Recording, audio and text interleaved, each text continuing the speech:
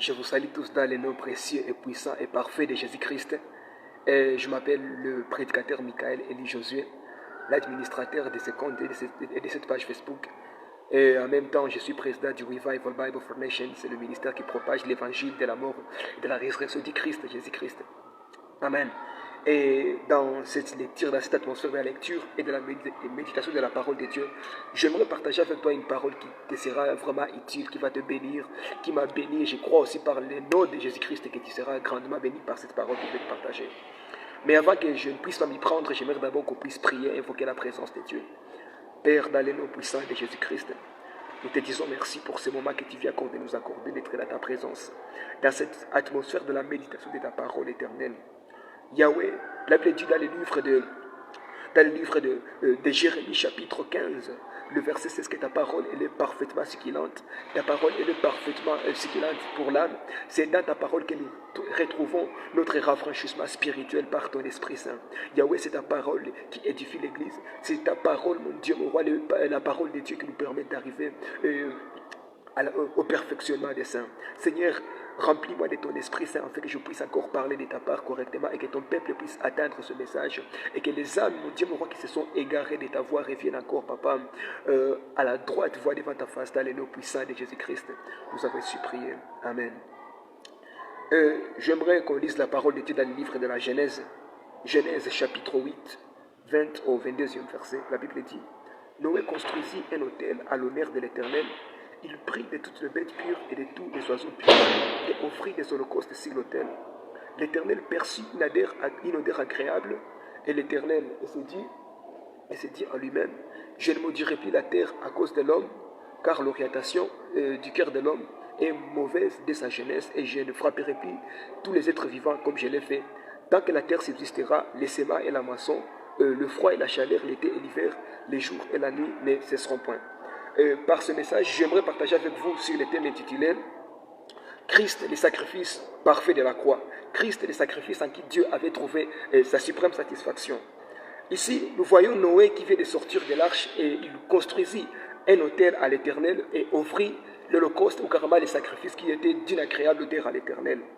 Bien-aimé, à l'époque de Noé, c'était une époque où l'humanité était en train de sombrer dans la méchanceté. Et cette méchanceté excita même la colère de Dieu. Et l'Éternel fit parvenir le déluge pour détruire tout ce qui était méchant. Et ceux qui avaient accepté d'entrer là, et la prédication de Noé, qu'on appelle le prédicateur de la justice, d'entrer dans l'arche, ces gens la firent sauver. Or, l'arche de Noé prophétiquement exprimait Christ comme le refuge en qui l'humanité peut se réfugier pour échapper à la colère de Dieu, pour être préservé du jugement de Dieu, du jugement colérique et destructeur de Dieu contre l'humanité péchère.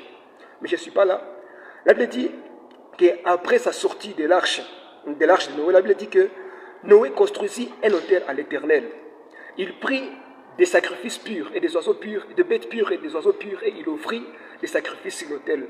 Les sacrifices que Noé avait offerts sur l'autel, l'Éternel trouva ces sacrifices d'une odeur agréable, et l'Éternel dit en lui-même: Je ne maudirai plus la terre à cause de l'homme, car l'orientation de l'homme est mauvaise de sa jeunesse. Oh, donc l'Éternel avait l'intention de maudire la terre. Donc la terre était sous la malédiction de Dieu, mais tellement qu'il y avait les sacrifices d'une agréable odeur, l'Éternel renonça à cela. Or, l'autel dont je te parle ici, c'est la montagne de Golgotha, où Christ était offert afin que nous, l'humanité, nous soyons sauvés. L'autel que je te parle ici, c'est le calvaire où Christ, comme sacrifice d'une agréable odeur à Dieu, avait été offert pour que l'humanité soit préservée du jugement colérique de Dieu contre le mal. Maintenant, le verset 21, la Bible dit: L'Éternel perçut une odeur agréable dans les sacrifices que Noé avait offerts à Dieu. Or, l'odeur agréable exprime la perfection de Dieu en Christ. La perfection que Dieu avait trouvée en Christ, parce que Jésus-Christ est le seul et l'unique sauveur et Seigneur à qui Dieu avait trouvé sa suprême satisfaction, parce que lui seul, il est le parfait et l'odeur agréable que Dieu avait trouvée dans les sacrifices pour sauver l'humanité. La Bible dit, si vous lisez bien l'odeur agréable. La Bible dit, l'Éternel perçut une odeur agréable et dit en lui-même, je ne maudirai plus la terre. À cause de la perfection que Dieu avait trouvée en Christ, il a même renoncé de maudire la terre. À cause de la perfection qu'il a trouvée en Christ, le péché a été jugé à la croix. À cause de la perfection que Dieu a trouvée en Christ, moi et toi nous sommes sauvés. À cause de la perfection que Dieu a trouvée en Christ, il a décidé de sauver l'humanité et de pardonner nos péchés. Donc, pour te dire, Dieu a besoin de toi. Le seul cadeau que tu peux offrir à ta vie et offrir à Dieu, c'est de donner ta vie à Jésus-Christ. C'est de donner ton âme à Jésus-Christ parce que lui seul, il est capable de te sauver. C'est lui seul à qui Dieu a établi la suprême sacrificature. C'est à lui seul que Dieu a trouvé le droit éternel de son amour.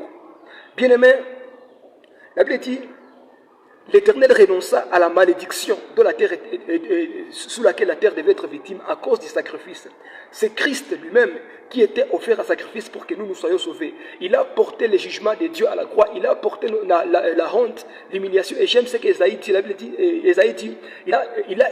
il a été craché dessus.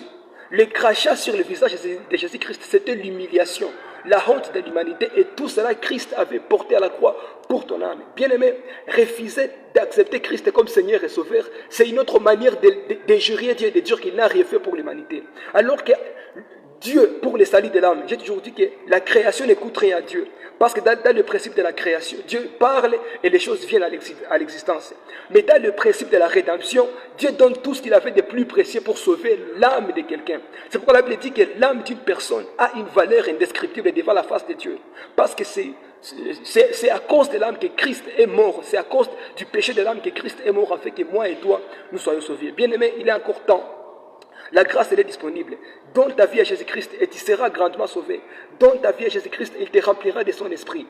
Donne ta vie à Jésus-Christ, accepte-le comme Seigneur et Sauveur. Accepte-le comme Sauveur, il va te sauver. Accepte-le comme Seigneur, il va restaurer la majestueuse Seigneurie de Dieu dans ta vie. Que l'Éternel vous bénisse par cette parole. Et je vous invite fortement à donner votre vie à Jésus-Christ pendant encore qu'il est encore temps. Jésus-Christ est la seule voie par laquelle nous devons passer. La Bible dit qu'il est le chemin, la vie et la vérité. Et personne ne vient au Père sans passer par lui. Parce que c'est lui le chemin à qui Dieu avait établi sa suprême satisfaction. Et c'est le seul moyen que Dieu, c'est Christ qui est le seul moyen que Dieu a établi pour ôter le mal, pour triompher contre le mal de l'humanité. Que l'Éternel vous bénisse et que cette parole reste pour vous et pour moi comme une grande bénédiction dans nos vies. Que Dieu nous bénisse. Amen.